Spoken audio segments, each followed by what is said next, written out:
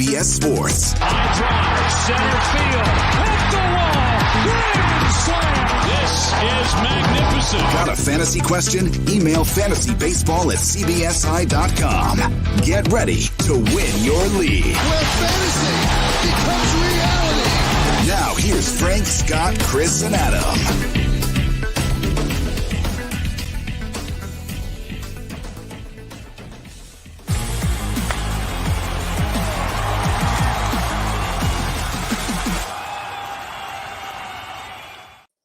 And just like that, it's June.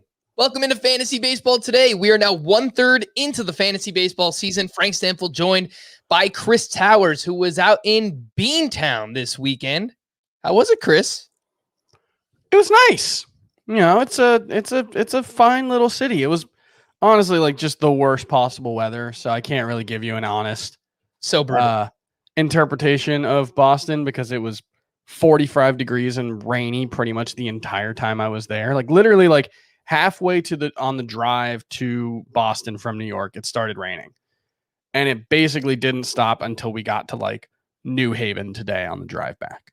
Seriously, it was so bad in the Northeast this weekend. It was awful. I watched 5.5 innings of a Marlins Red Sox game on Friday that absolutely should not have been played. I've never seen worse conditions for a baseball game. It was frankly disgraceful that they kept letting them play, but man, Fenway is like all it's cracked up to be. I had such a good time just walking around Fenway during that game. Like it was cold. It was miserable. I didn't actually even go to my seat because it was raining the whole time and I had to pay for the seats that they don't cover up in the upper decks, but man, that place is just awesome. Like I can't imagine what it's like when there are actually like a ton of people there. It must be so claustrophobic, but it's so cool. Yeah, this is going to be heresy for Yankees fans that might be listening or watching, but I've always wanted to go. I haven't gone to Fenway yet, but it looks amazing. Like that Fenway Park is just so old and it's classic, right? So I've got to get out there eventually. It's just, if I go to a Yankee Red Sox game there, I'm wearing Yankee stuff. Like I'm not a confrontational person, Chris. Like I'm, easygoing kind of guy. I'm not trying to get in any fights or anything. And people are crazy. So I don't know. Maybe I'll just go for like a random Red Sox, I don't know, Marlins game or something like that. Chris, you're muted, buddy. Of course. I always am. What were you saying? Yeah. I wore this one, the Miami City Connect one, and nobody bothered me. Maybe it's because, it doesn't look like a Marlin. You could kind of just think it's a Red Sox shirt. So, that's fine. But no, it was great. I went with some high school buddies. There were 5 of us from Flanagan High School's graduating class of 2006 in the stadium. Me and my 3 friends plus JD Martinez. We all combined for 2 RBI between the 5 of us. So it was pretty good. Pretty good day for the Flanagan Falcons. Very nice. The YouTube chat. Shout out to everyone watching us live on YouTube right now. We appreciate you being here. Always late nights on the East Coast. Much easier to do on the West Coast. They want more cats, Chris. We haven't seen your cats in a while, so I'm not going to. I gotta kick them. I kick them out. It really bothers me. They're like they're everywhere. Then if I leave them in here, it's like they sleep all day, and then as soon as like the light comes on, they're just like it's showtime. They know the and deal. It causes me a lot of frustration when they're doing it. Like it's cute, I get it, ha ha ha, but like there's cat hair flying everywhere. It's a whole thing. It's true. I'll bring one of them in. You guys don't see behind the scenes at times when either right before or right after Chris is just like freaking out because his cats are just all up in his face and stuff while we're trying to do it's funny. It's a lot. It can be distracting. Oh my goodness gracious. All right, let's finally get to the baseball. We'll recap some of Monday's action. Of course, who is a standout, Chris, that you would like to highlight? Let's go with Jose Urquidy, who looked really good in his return from the IL. His fastball velocity was actually up 1.5 miles per hour in the start against Boston. Average 93.5 with the fastball, 10 whiffs with the fastball, which is very impressive on 29 swings. 15 whiffs overall, 9 strikeouts in 6 innings, I believe. Very good start for Jose Urquidy, who he's a weird pitcher for sure. He doesn't get a ton of strikeouts, but he's got great control. He doesn't get a ton of ground balls, but he doesn't give up a ton of home runs either because he, does tend to limit damage on those fly balls. I think he's pretty good. He is like 80-ish% rostered. I think that should probably be closer to unanimous, and I'm a fan. Yeah, I thought this was a great start, a great return for Jose Urquidy back in the rotation this Monday, obviously against the Red Sox. You mentioned it, 9 strikeouts to just 1 walk, 15 swinging strikes on 87 pitches. And he is someone that has always outperformed his peripheral numbers, Chris. So he has a 3.36 ERA in his career compared to a 4.71 xFIP. And you could probably do a better job of this than I can, but why is somebody like Urquidy able to outperform his peripherals? I feel like the name we always bring up is like Marco Estrada. He was the poster boy for doing this year in and year out, years back when he was actually pretty fantasy viable. But why is Urquidy able to maintain the success despite the underlying numbers not looking as good? Yeah, I mean, I think the key thing here would just be that he does not let opposing hitters make strong contact very often. And I guess what I mean by that is like, it's a lot of balls that they just kind of get under. It is a little bit similar to Marco Estrada. His, there's batted ball profile on Baseball Savant. He's got a 40% under percentage. That's how often the batter gets under the ball when they swing. And so that can lead to a lot of fly balls. Generally, fly balls we view as a bad thing. We want ground balls, but fly balls turn into hits less often, especially if you can, keep those fly balls from leaving the yard. Some pitchers do have control over that to at least a certain extent. And he does seem to, have some ability to affect that better than the average pitcher because he does do a good job of limiting hard contact. Yeah, I think that makes a ton of sense. And the fact that, look, if a pitcher is going to be a fly ball pitcher, I've always said this, Justin Verlander, someone I would normally use as an example for this. If you're going to be a fly ball pitcher and potentially be prone to giving up home runs, I want a pitcher who doesn't walk anybody. Yeah. Because at least a lot of those home runs are going to be solo home runs. And Jose Urquidy in his career has averaged 1.9 walks per 9, which is just a great number. So he gives up a lot of fly balls. Some of those will turn into home runs, I guess, as the season goes along and the weather starts to heat up. But he doesn't walk anyone, so I think that really helps Jose Urquidy's case there.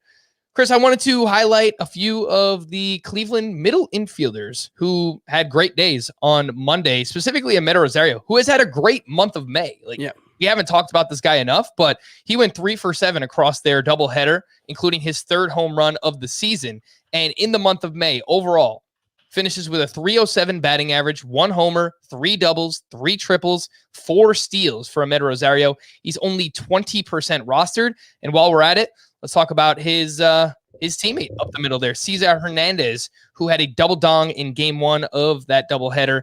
And he actually has career high StatCast numbers this season, a 262 expected batting average, 451 X slug, career high 90 mile per hour average exit velocity, 39.6% hard hit rate, and he's only 38% rostered. So, Chris, if you were looking for a middle infielder, more so in a deeper league, if you play in a 12-team roto league or deeper where you have a second shortstop and a middle infielder in your starting lineup, which one would you prefer between Amed Rosario and Cesar Hernandez? I think it's probably Rosario. I think the biggest thing is just the stolen base potential. I think there's a little bit more of that for Rosario. He's frustrating because he is hitting better, and there are some reasons to be optimistic. 41% hard hit rate, 42% actually, career high.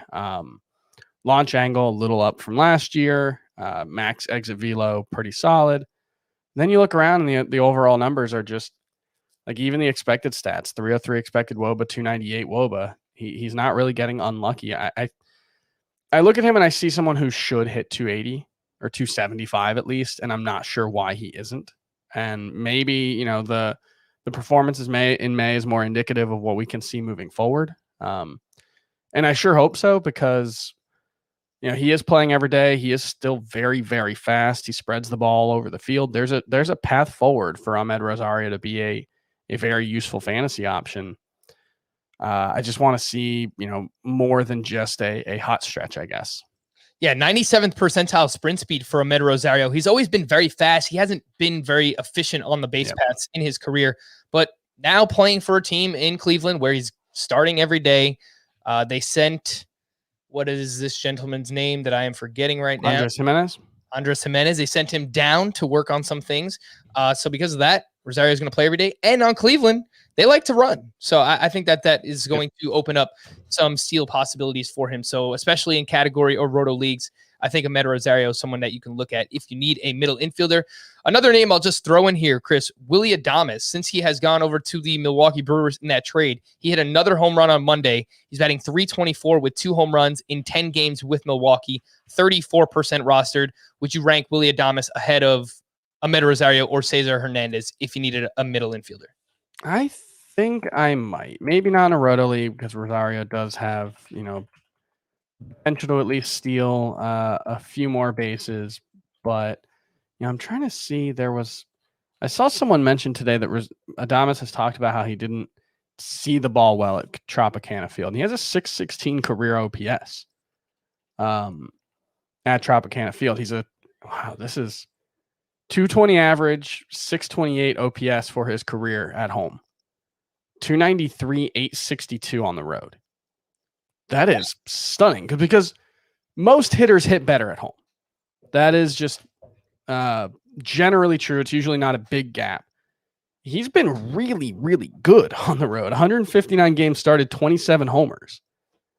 He's just been pitiful at home. So it's entirely possible that there could be something there. Yeah, and now he goes to a great park to hit in Miller Park. It's obviously much better for left-handed power, but still a great hitter's park all around. So really good stat there, Chris, that you point out, because I did not realize that with Willy Adames. And how can you blame him? I mean, Tropicana is kind of a weird place to hit in too, so I can imagine why it might be tough on some people there. Let's hit some news and notes from Monday, and we'll start with a few starting pitchers who have rehab updates. Luis Severino is expected to begin a rehab assignment this Sunday. We could see him by late July. He is 67% rostered. Chris Sale continues to increase the intensity and length of his throwing programs as he progresses toward rejoining the Red Sox rotation. Early to midsummer was the update there, so there's not really any timetable for Chris Sale, but I think it's going to be a little bit longer than Severino. Maybe post All-Star break, mid-July is something we could expect for Sale. He's 69% rostered. Tony Gonsolin is expected to join the Dodgers rotation next week. He's 63% rostered. Eliezer Hernandez from the Miami Marlins could return when first eligible on Thursday. He's 44% rostered. And then Zach Gallen is set to throw a bullpen session on Tuesday. He's dealing with a UCL sprain, which obviously is pretty scary there. But Chris, how would you rank these IL stashes? It sounds like Eliezer Hernandez is coming back very soon. But between Severino, Sale, Gonsolin, Hernandez, how would you rank those four? I think it's Severino, Sale, Gonsolin, Hernandez, but I like all of them. And, I think even, anything deeper than a 12 team, I think Eliezer Hernandez is at least worth a look. He was very good last season. Obviously, it was only 25 or so innings, but his slider's a really, really good pitch. And he's definitely shown flashes of being a solid pitcher. I wouldn't be surprised if rest of season Tony Gonsolin has the most value of this group, just because I feel like we're not really taking into account the fact that Severino and Sale coming back from Tommy John, their teams are probably going to be pretty cautious with them. And, we've seen, pitchers come back all the time, and sometimes it takes them a little bit to get their arm back in action, returning from Tommy John, sir. As we saw with Noah Syndergaard, it's not always a guarantee that they get back. I mean, we're talking about guys who are, not currently injured, but currently working their way back. And we haven't seen how they'll hold up to that increased workload. So they're definitely riskier for sure. I think, yeah, you could definitely make an argument for Gonsolin over them. I don't think he has the high end ace upside that Severino and Sale do, but I think he can be a very, very good pitcher. Yep. According to Jeff Passan, Adalberto Mondesi left Monday's game after he felt a slight tweak in his hamstring. The removal was precautionary, and hopes are that it is nothing serious, which we've waited all season long for Adalberto Mondesi, and it's his first, and he's awesome. He's been awesome so far. He's mashing. He hit another home run on Monday too. So this is just terrible timing, especially if you're playing a weekly league. I imagine he's probably going to get a few days off here at the least. Jack Flaherty left Monday's start due to tightness in his left hip. He actually looked really good before he left. 5 innings, 2 runs. They were solo home runs back to back from Gavin Lux and Chris Taylor, but 9 strikeouts against the Dodgers lineup is pretty impressive there from Jack Flaherty. Pete Alonso and Kevin Pillar were activated on Monday. Pete Alonso actually had 2 hits, including a home run and 4 RBIs. So welcome back to the Polar Bear, Pete Alonso. Anthony Rizzo participated in drills on Monday. He has missed 6 straight games with a back issue. Mike Moustakas ran on the field Monday. He's on the IL with a right heel contusion. Kevin Gausman's MRI on his hip came back clean, and the Giants are optimistic he'll make his next start this weekend. Michael Kopech went to the IL with a strained left hamstring. Victor Robles was reinstated and was not in the lineup for the Nationals on Monday. He's 40% rostered. Someone you can look at in deeper category leagues if you are in need of steals. Again, the name there, Victor Robles. Jose Quintana went to the IL. Patrick Sandoval is expected to take his spot in the rotation. Lorenzo Cain is headed back to the IL with a right hamstring injury. Evan Longoria he's on fire. He hit another home run on Monday, but he left the game with right side soreness. Ramon Laureano is likely to be placed in the IL with a sore right groin. And in case you thought Jacob deGrom left early because he only had 70 pitches, a few people tweeted at me earlier on Monday night. It was just because the Mets are being super cautious with him. They've limited him to 70 pitches or less his first 2 starts back, but he was great. 6 shutout, 2 hits, 0 walks, 8 strikeouts, 14 swinging strikes on 70 pitches against the Diamondbacks. He averaged 100.1 miles per hour on his fastball. Jacob deGrom. The guy is just absolutely ridiculous. Some prospect updates from the weekend that I didn't get to yesterday. Royals prospect Bobby Witt Jr. had a 3 home run game Sunday at AA. He is still striking out 31% of the time, so don't think we're going to see Bobby Witt anytime soon, but it's nice to see him get back on track. Orioles catcher prospect Adley Rutschman went 5 for 6, including a double dong on Sunday at AA. He now has more walks than strikeouts in 22 games this season. After a recent hot stretch, Joe Adell is just 3 for 24 over his last 5 games at AAA.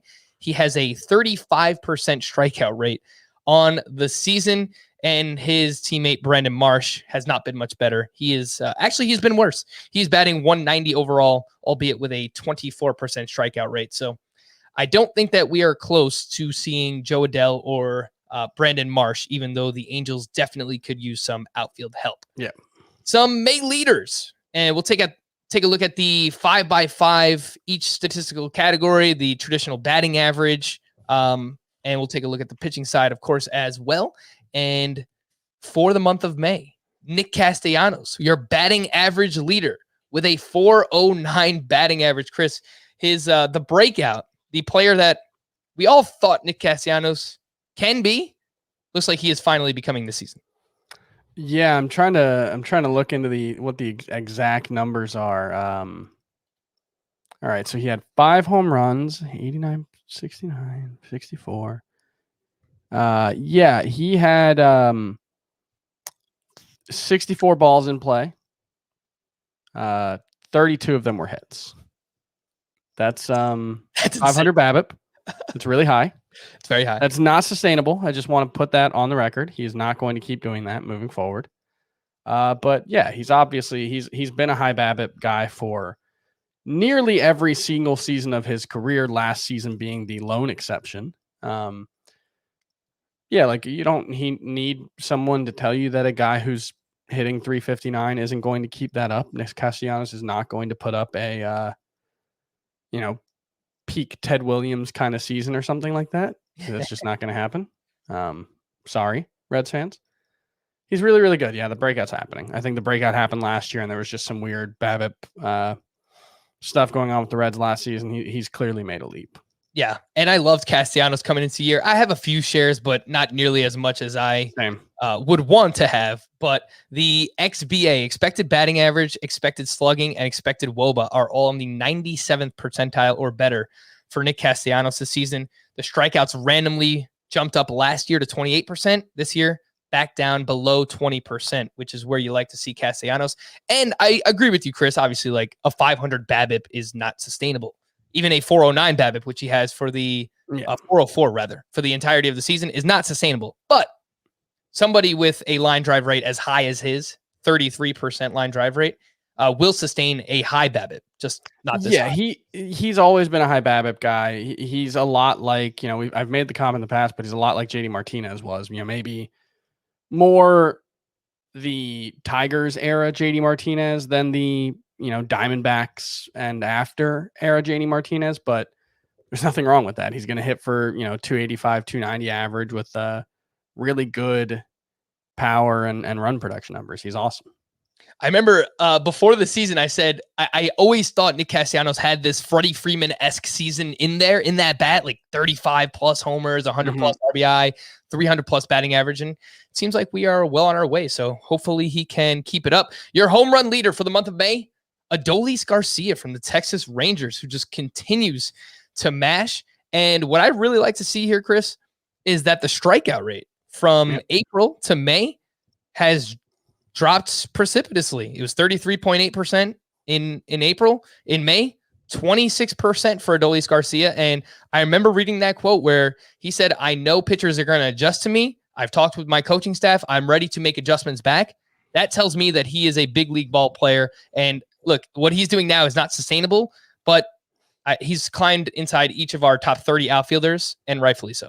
Yeah, I mean, and that's the whole game. Like this is the thing when anytime you have a young player like this, especially one with a track record that isn't, out of this world, and especially one that strikes out a lot. I think Jazz Chisholm is another player who I think the jury's maybe a little still out on how well he'll adjust to the adjustments. But that's what it always is. When a guy comes out like this, pitchers don't know how to throw to him. They'll figure it out real quick, though. Akil Baddoo learned that. Yep. And the fact that he's been able to sustain this, Adolis Garcia has, it's you got to feel pretty good about having him on your roster moving forward. Are you more likely to sell high or just ride it out with him? Who's giving you, if someone's giving me, the kind of thing that a top 25 to top 30 outfielder should garner in trades, I would. I don't value him in my trade chart that way, and I doubt most people would. Yeah, I think that makes sense. Your runs leaders for the month of May, they are on the same team. Vladimir Guerrero Jr. and Bo Bichette, they each scored 24 runs. Number 2 on that list was actually Marcus Semien, who had 23 runs. So I will, admittedly, Chris, I will take a huge L on Marcus Semien more than anybody because I was completely off of him. I thought he just had one monster 2019 season because of the juice ball, and he has completely shut me up. We always, in our analysis, said that for Vlad and Bichette, this was in their range of outcomes, just having monster, huge upside seasons. But for them to all really be doing it together, Chris, and the fact that as good as Bo Bichette has been, he hasn't been that good. He's like a sub 900 OPS guy. He had a 744 OPS in the month of May. Yeah. He got on base 40 times and scored 24 times. Like, I'm not knocking him. Clearly the numbers speak for themselves. He's been an awesome fantasy player. It's just, he's a legitimate 5 category contributor, though. I think he's on pace for like 125 runs scored. Yeah, this wasn't like a super great month for in that regard. It was for the runs and even the RBI were pretty good, but 265 average, 4 homers, 4 steals. He wasn't that good this month, and he was still awesome for fantasy. I think that's the takeaway from it. It's like my concerns and my criticisms of Bo Bichette, I stand by them. I think he's not a great hitter, but it doesn't seem to matter for fantasy in that lineup. He had 126 plate appearances this month. That's pretty nuts. Yeah, just that entire lineup has been great. So maybe you want to think twice about running your pitchers out there against the Toronto Blue Jays, who, as of today, when you are listening or watching this, they are moving back to Buffalo. Salem Park is where they will be playing. Your RBI leader in the month of May, who? Austin Meadows. Just a couple of weeks ago, Chris, we were freaking out about Austin Meadows. He had 28 RBI in the month of May. He's been moved down. You're including today's numbers, are you? Oh, of course, man. Okay. Professional broadcaster. Come on, Chris. Austin Meadows, he did go 2 for 4 with his 12th home run of the season. He hit overall 258 with 8 home runs and a 976 OPS in the month of May. What I noticed, Chris, is that he's still hitting way too many fly balls. Yeah. 58% fly ball rate on the season for Austin Meadows. So it's been really consistent from April to May.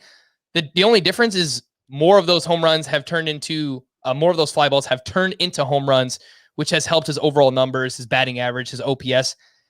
Oh, I still don't really love the fact that this is what he's doing with his batted ball data. You're giving the people what they want, Frank. What People is have that? been clamoring for you to keep crapping on Austin Meadows because every time you do it, he hits another home run. That's true. Yeah, This is just reverse psychology. I know what you're doing. I see it.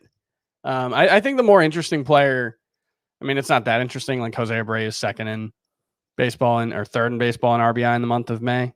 Yep. That's usually what he does. It was just, I think he leads the league now for the season in RBI with 45, or at least he did coming into today. It's so crazy. And like, it's not that long ago, he was having a really bad season.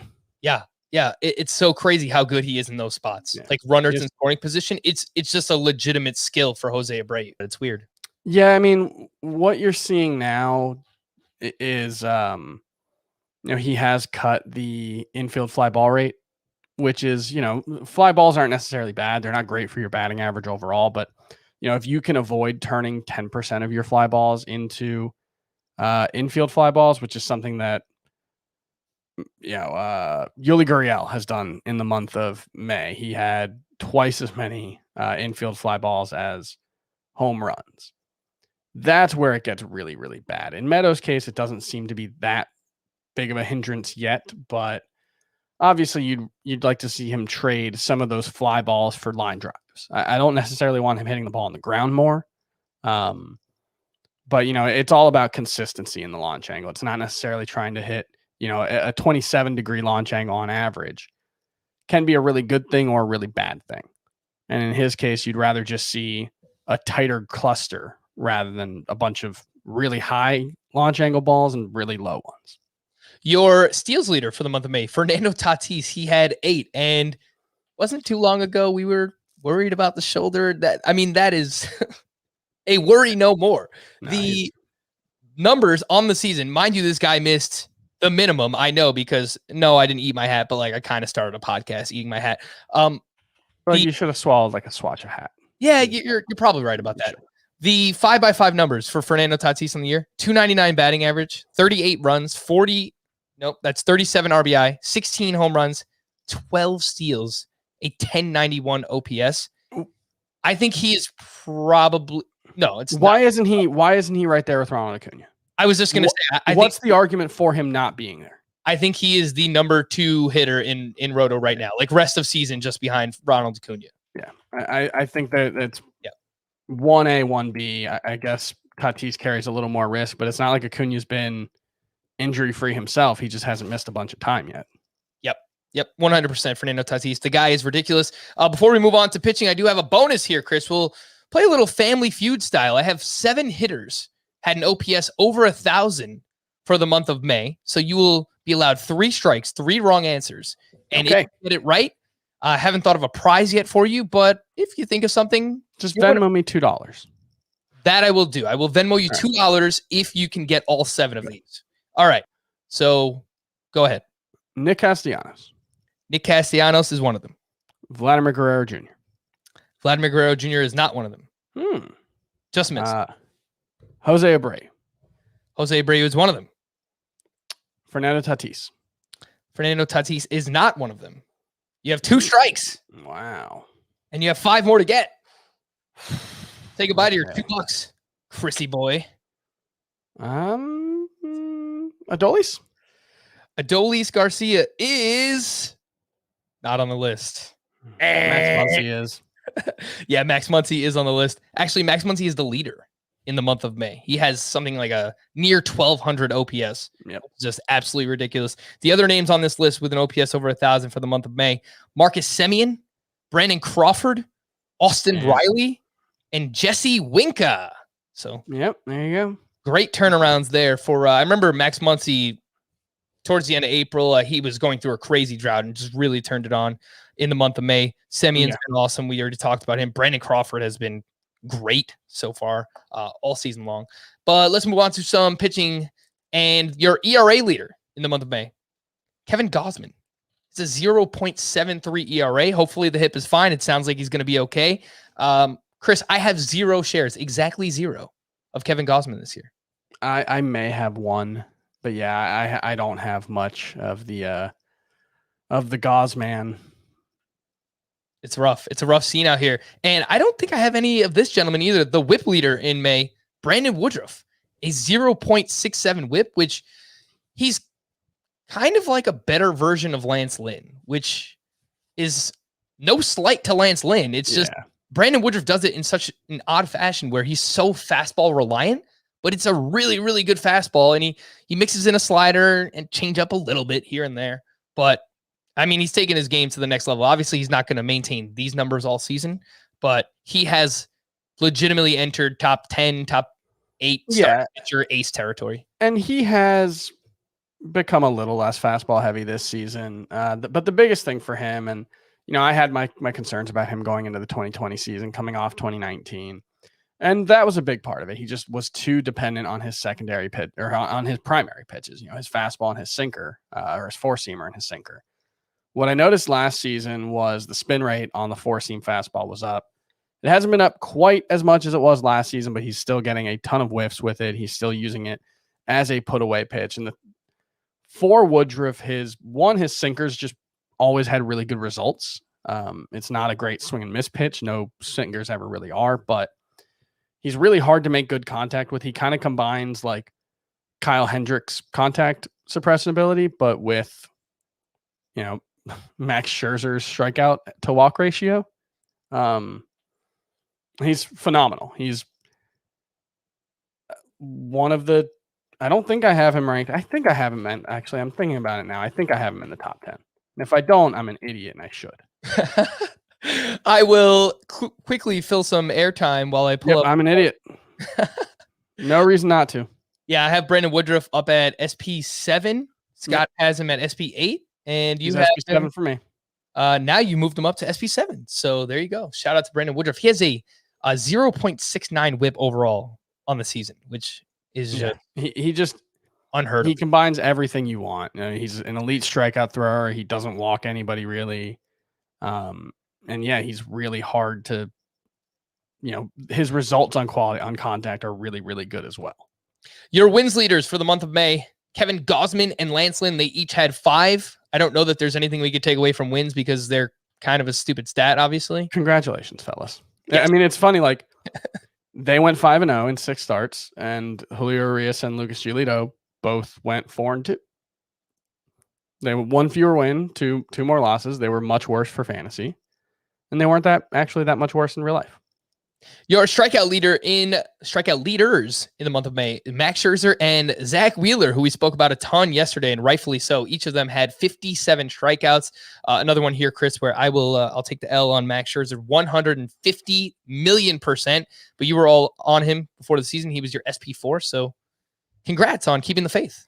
Yeah, it's looking pretty good. Almost at 100 strikeouts for the season, so that's pretty close to a 300 strikeout pace for Max Scherzer in his age 36 season.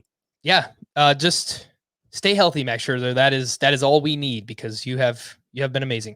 Your saves leader in May, another one. I chose a great podcast to have you on, Chris. Not that I chose, it's just you were available. Alex Reyes had 9 saves in the month of May. So someone that you were very excited about right before the season started.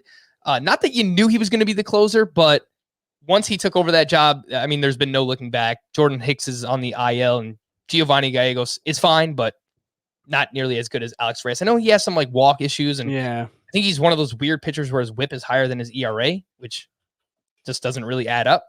But he finds a way. He finds a way to get it done. He's I think he's kind of the effectively wild poster boy at this point because he's just he has a 178 xBA, so it's not just good luck. He's really good at avoiding hits. We are going to take a quick break, but when we return, we are going to take a look at some others who stepped it up in the month of May. We'll do that next here on Fantasy Baseball Today.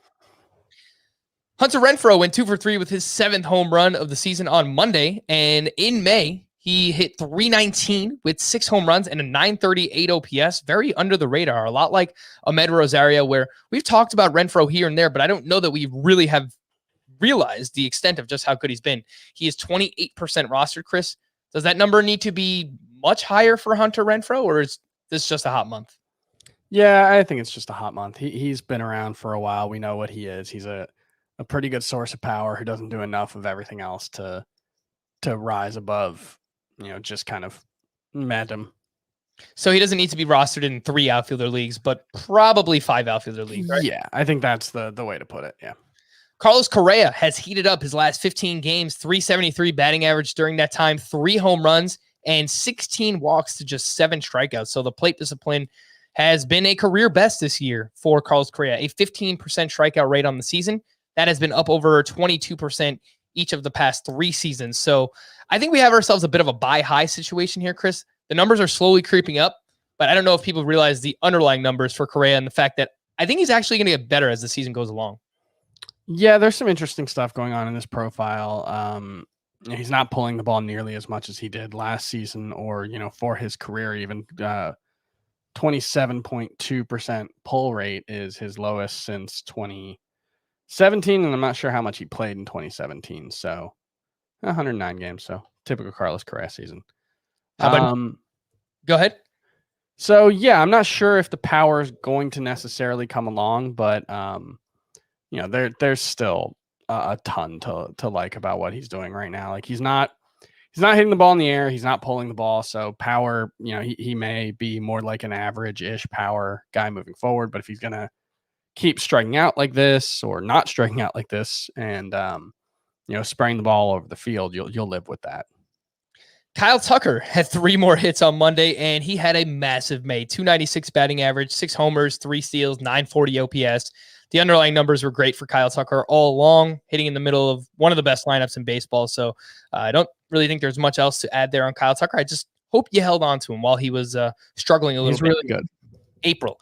Josh Bell went 1 for 4 with his 7th home run of the season. Actually, I have a little soundbite I like to play whenever my guy Josh Bell does something.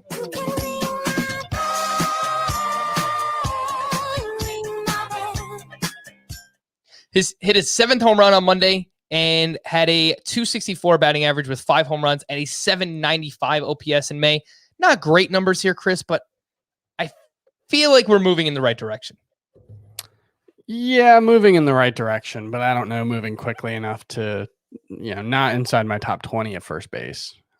So it's been a great position. It's just. Yeah. And like a 795 OPS in the month is. Yeah. You're going to need to do better than that after how bad he was in April. I do agree with that. This gentleman, is it finally happening? Is it the breakout happening? Gavin Lux had a double dong on Monday, and in the month of May, a 285 batting average, 5 home runs, 19 RBI in 27 games, which is just a great number for a middle infielder. And he is 79% rostered. Chris, I kind of feel like Gavin Lux needs to be universally rostered at this point, and I'm pretty excited about this. This might actually be the breakout we've been waiting for. Yeah, I want to. The thing I want to look at is how often he's played against lefties so far this month, and I'm trying to find it, and I can't quite.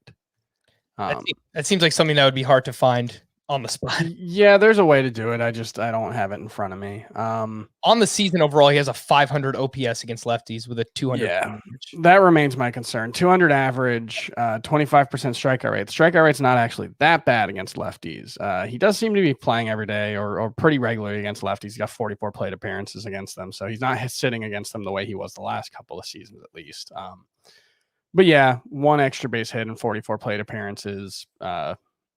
I still think that's going to hold him back from fully living up to his potential. But yeah, he's a solid middle infielder for sure.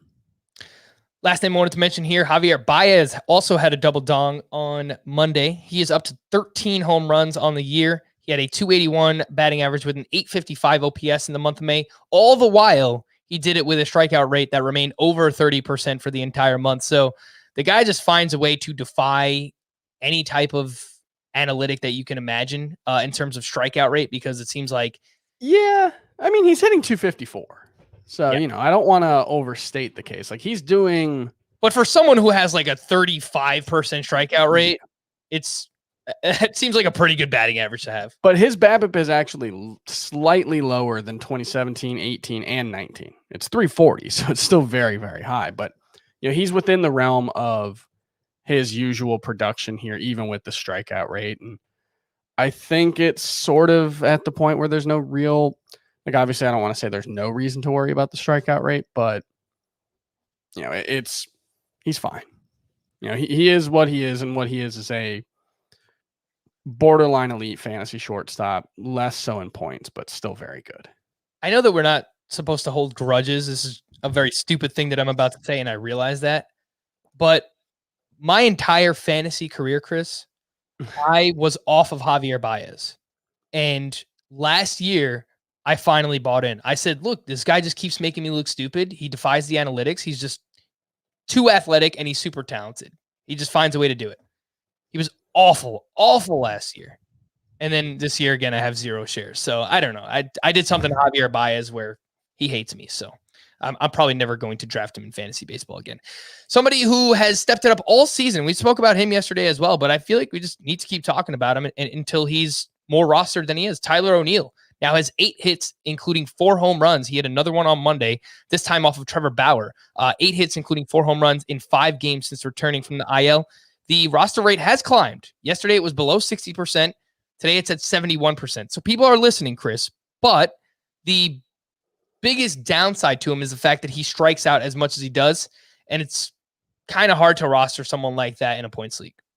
Yeah, I don't think you can really in a points league because he basically has to maintain, like right now he's got like a 41% home run to fly ball ratio. That's obviously not sustainable, but he does hit the ball really hard, so he can be very good at that.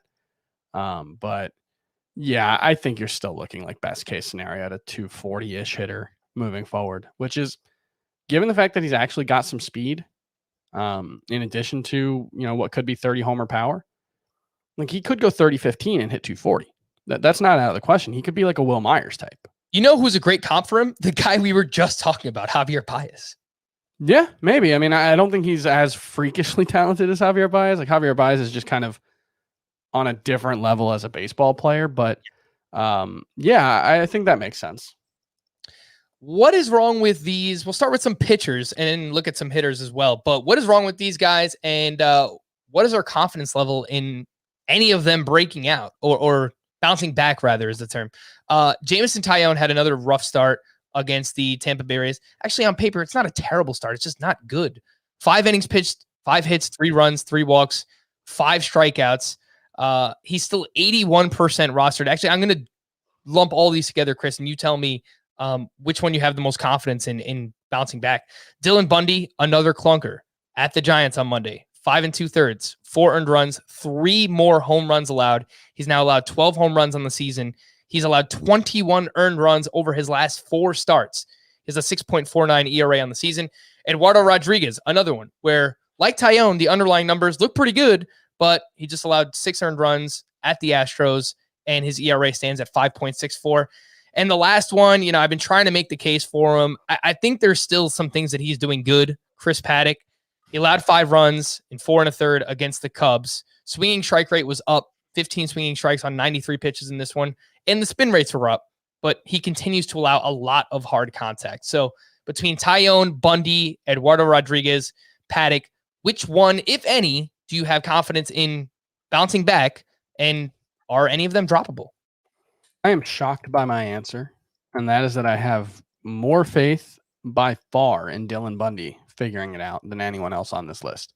Did not expect that to be where I landed, but he's actually doing a lot of things really well right now. He's been above average in terms of limiting hard contact. He's been borderline elite when it comes to hard hit rate. He's top 9% in the league in hard hit rate allowed, and that's actually been the case for 3 seasons in a row where he's been in the low 30s in that regard.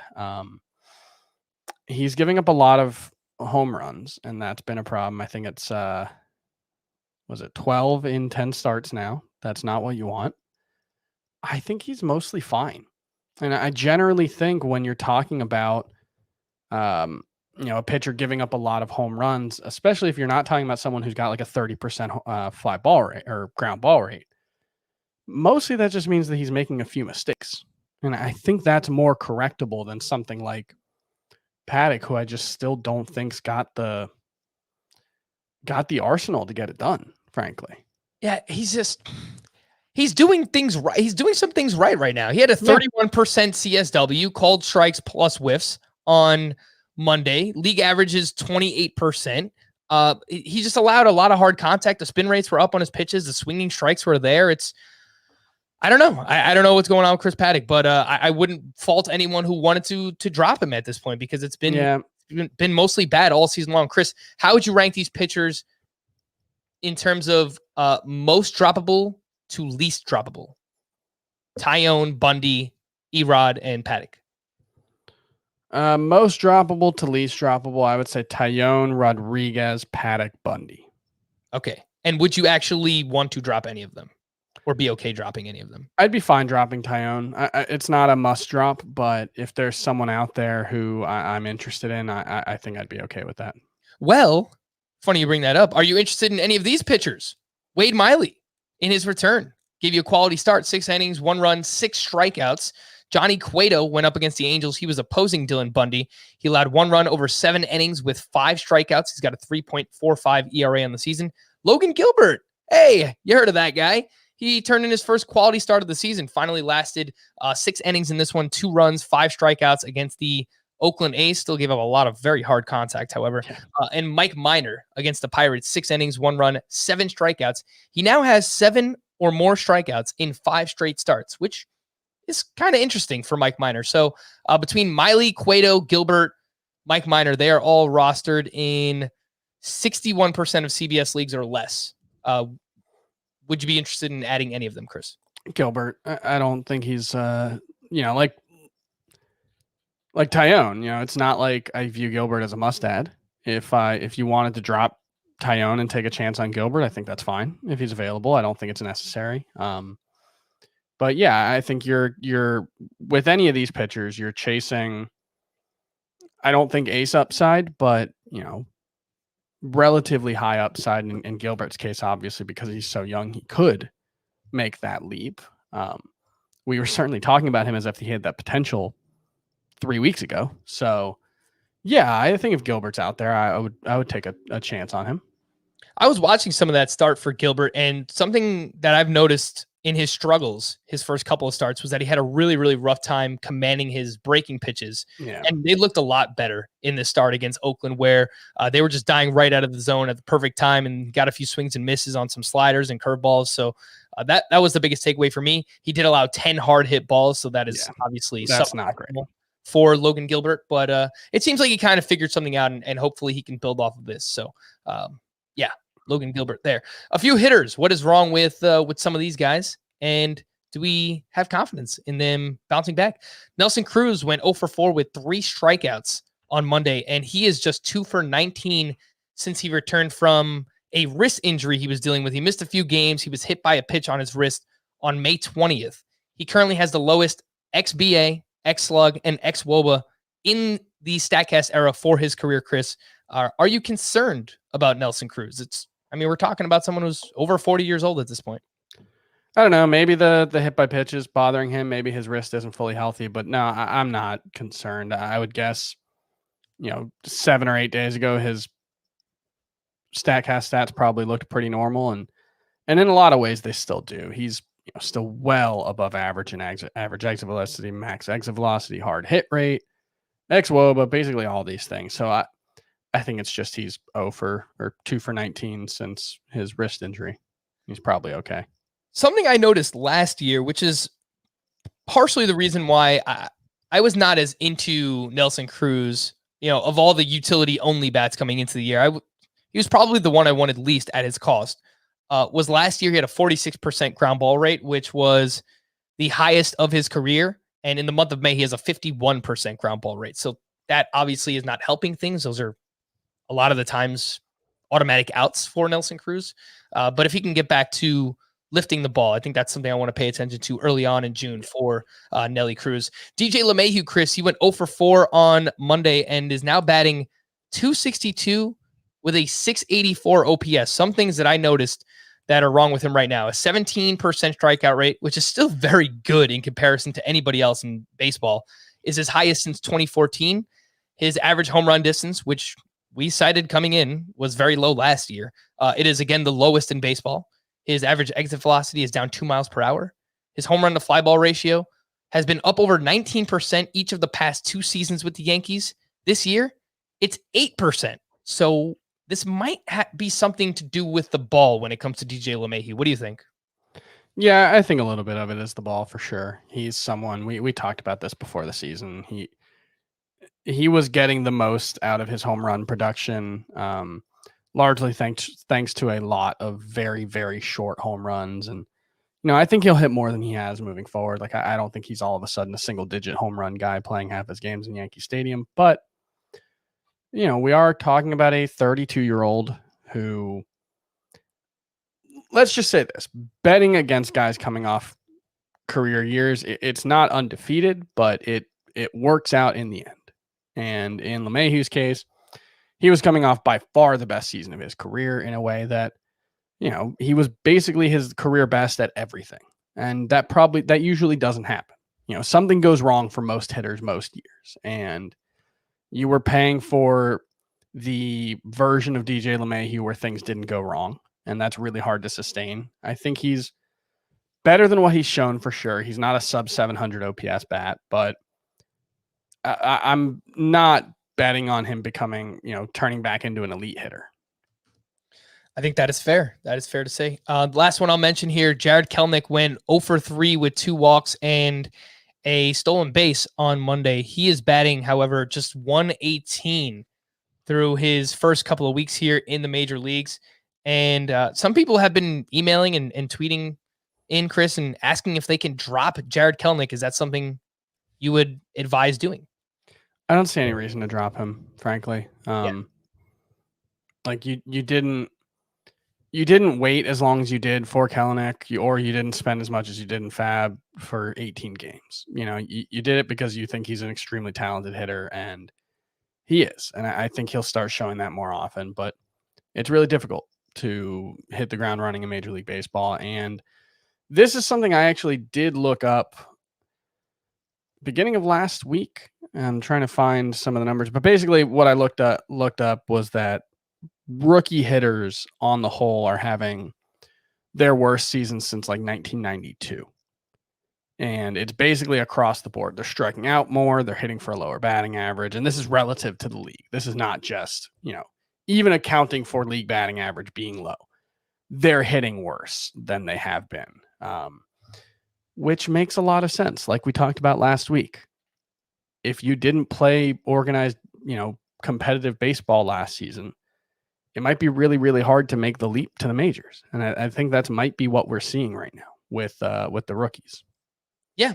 I think it's a great point, and one that we should, rehash is these minor leaguers they didn't play last year outside of the alternate training camp, which is not, you can say whatever you want. It's not real baseball. It's not. It's a sanitized environment. Live in-game action. So a lot of the, it might affect, and this is something, we can do like a broader segment on moving forward, is just, it might affect production or development rather for years to come for many different prospects. A lot of these lower guys that missed out on an entire year, guys that were just drafted last year. Now, some of them look really good in the minor. I think like Max Meyer, the starting pitcher for the Marlins, he looks great so far, but he was advanced coming out of college. But I think there are a lot of guys, coming out of high school, maybe some international free agent signings who I think this is going to stifle development for years to come. And we're really not going to know what the overall effect is until later on, 5 10 years from now. So it's something worth keeping in mind. And maybe next year when we're talking about drafting prospects for redraft leagues, we are a little bit more cautious with it and don't have as lofty expectations, I think is probably a good way to put that for next season. The call to the pen, some bullpen updates from Monday. The closer carousel goes round and round for all of these teams, but the Minnesota Twins basically all year long. Taylor Rogers was used in the 9th inning to face the 3 and 4 hitters in the Orioles lineup. He induced a double play with a runner on base. Hansel Robles picked up his 4th save of the season in the 10th inning. So I think it's still kind of a mix and match there with the Minnesota Twins. This one, maybe not. Maybe JP Fireison is just the guy for the Tampa Bay Rays until they decide that he's just not anymore. But he picked up another save and now has the last 3 saves for the Rays Mind you, this I guy, don't know. he was traded to the team not this past Friday, but the Friday before, 10 days ago, and he has the last 3 saves for the Rays. I don't know how, why, where they come up with this stuff, but they do. He's 16% rostered. Chris, what should that number be? Because I kind of feel like Fire Ison needs to be owned in all category leagues right now. Yeah, I think that's probably true. I think that's the right way to view it. I don't think in a head-to-head points league it matters, but if you can get 2 or 3 saves out of him for the next couple of weeks, even that has a lot of value. The Chris Towers podcast continues because for Cleveland on Monday, in game 1, James Karinchak allowed 3 runs with a game tied in extras. He took the loss. Then in game 2, Emmanuel Clase struck out the side for his 9th save. So looked like we were swinging in favor of James Karinchak, but maybe this is something that will make Terry Francona think twice because Clase looked awesome again on Monday. For Oakland, Jake Diekman pitched in the 8th inning in a tie game. Lou Trevino entered in the 10th with a one-run lead, and he allowed 2 runs and took the loss there. For the Royals, Greg Holland pitched in the 9th in a 7-3 game. They scored a few runs in I believe it was the 8th inning. So if they didn't, it seems like Greg Holland was probably about to get another save for them. And then for the Atlanta Braves, Will Smith got his 9th save of the season. To stream, do want to throw one thing out there. With Lou Trevino. He has 1 save since May 8th. He's got like good overall numbers this season, but last season, the year before, he wasn't all that great. If you need to drop him, I think it's fine because he's not the closer. And I think he's just an okay pitcher. Would you drop him for JP Fire Ison in a categories league? Yeah, I'd be fine with that. I think you can make that move, but generally, if I can just hoard as many of these like potential save candidates as I possibly can, I think we play in a Roto League together, Chris. It's the Memorial Magazine League where I'm either in 11th or 12th place out of 12 people. So I'm not performing well at all. I just have all these relievers on my bench and it's a weekly lineup. And I don't know. I just kind of decide, okay, what has this guy done in the past week? That's who I'm going to ride with this week. I think I have Hansel Robles and Tyler Rogers and Michael Fulmer. And, it's tough. Like finding saves this year more than ever before is just a complete chore. It's ridiculous, but yeah, it's been tough. It's really hard to just pick up and drop these guys. But if you are leaning one way or the other, you can drop someone like Lou Trevino for JP Fire Ison. To stream or not to stream, we'll start with Tuesday, Chris. And Garrett Richards is at the Astros. Luis Garcia versus the Red Sox. Brady Singer versus the Pirates. Matthew Boyd at the Brewers. Andrew Heaney at the Giants. And some fella named John Gant at the Dodgers. I will point out, tread lightly with this Brady Singer fella, Chris, because a couple of people were very angry for recommending him last week when he got blown up by the Rays. How dare you miss on this pitcher who is not widely rostered?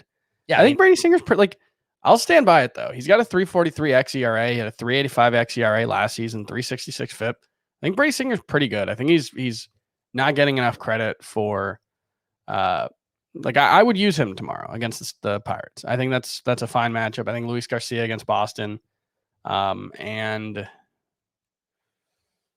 I guess Heaney. I think I'd probably prefer him. I think those are the 3 that Scott chose yesterday as well. So yeah, I think Singer is number 1 for me too. With that matchup up against the Pirates. I've noticed with Singer though, he's 2-pitch pitcher. So I mean, you have the same concern with him that you have with other guys, but the problem with him is he's not even a 2-pitch pitcher that has an awesome fastball. For years, Glass now has been able to get away with it. Dinelson Lamet, because they throw like 97 miles per hour. That's not Brady Singer. He throws 92, 93. He's got an okay slider, but outside of that, he becomes kind of predictable. I still think he could be all right on Tuesday against the Pirates. For Wednesday, we have Shane McClanahan at the Yankees, Adbert Alzolay versus the Padres, David Peterson at the Diamondbacks, Randy Dobnak at the Orioles, Drew Smiley versus the Nationals, and Carlos Martinez at the Dodgers. I think I would go Dobnak, Smiley, and McClanahan. I do like Alzolay, the pitcher. Don't love the matchup for the Padres. Don't love the matchup. Yeah. Shane McClanahan for sure. Even though he might only give you 5 innings, I might put him number 1 on this list. The Yankees are just lost right now, and they're struggling. They're throwing some bums out there in their lineup. So I do like McClanahan. He's been awesome. If he qualified, I think he's like top 5 in baseball and among starting pitchers in swinging strike rate this year, rather. So he's been very good. Let's wrap up with some Team Name Tuesday here, Chris. And this one's from Aaron. Hiura Towel. Sure. From Luis, not Albie's boat. I don't get that one. I mean, you're my pop culture guy. So if you don't get something, there's not a chance that I'm getting it. So I don't get that one. From Baker, recency bias. Yep. Reese Hoskins. Yep. From Cole, who actually helps moderate our Fantasy Baseball Today Facebook page. So thank you, Cole. We appreciate your help there. Hold me close, Otani Dancer. Hold me close, Otani Dancer. How's it going? To Kobe Bellsbury. Yep. Advanced Glabermetrics. Yep. Joe Buck yourself. That's a classic. Goldschmidt happens. Yep. From Mike, what's that smell? Yep. From Matt, in honor of both Martes being back in action, I've got 3 team names, all referencing songs from the same album, hoping Chris can guess the rocker. It's time to Marte. Yeah. Marte till you puke. Yep. When it's time to Marte, we will Marte bar. So, yeah, I mean, I don't get the bar part because I assume this is Andrew WK, and so it's when it's time to party, we will party hard. That's how the song starts. Yeah, that's Andrew WK. Like, dude loves to party. Is that just the name of the artist, or is he a lead singer for a band? Andrew WK is the name of the band and the artist. I think it's like an Alice Cooper situation. Oh, all right. Yeah, I mean, I would have never known. Oh, these are right up your alley here, Chris. From Neil, they are Lost themed. Don't tell me what I can't do. Yep. Oh, Kelnick 815 or 815. Yeah. We have to go. Brock.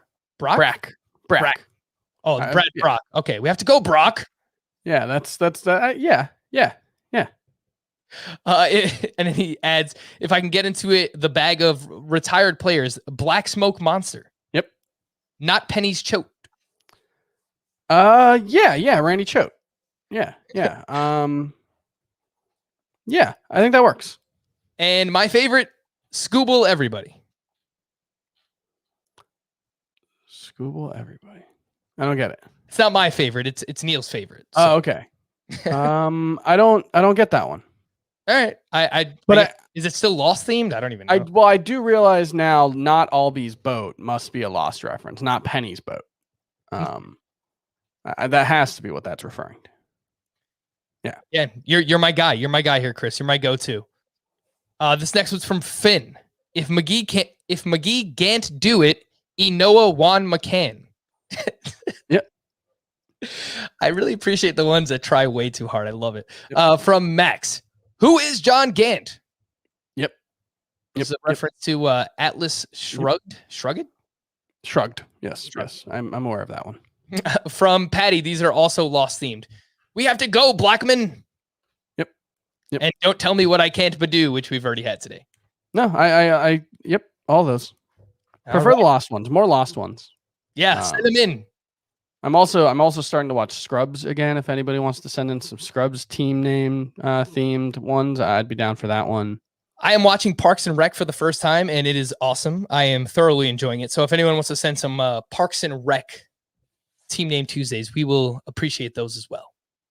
Okay, I'll try to think of some. All right, for Scott and Frank, for Scott, that is Chris. He's bald. He has a beard. He's not Scott. For Chris, I am Frank. Thank you all for listening and watching Fantasy Baseball Today. We'll be back again tomorrow. Bye-bye.